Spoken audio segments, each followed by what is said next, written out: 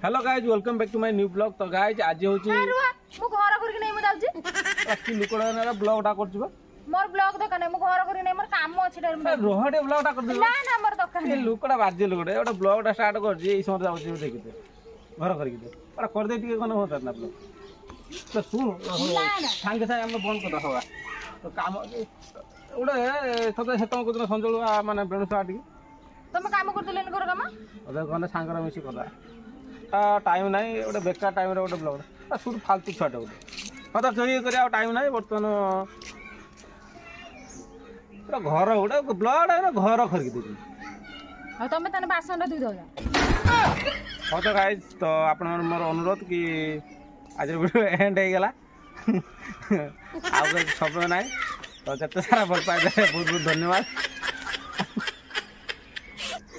Start न होण भल पाए देछने तू स्टार्ट को बंद कर लुगा तो कहूची रह टिके ना मु दे छाड़ आउ आज वीडियो एंड कर दवा। तो जदि आम ब्लॉग भल लगी निहाती कमेंट करें सब्सक्राइब कर दे रोचे बाय बाय टाटा सब्सक्राइब कर दे है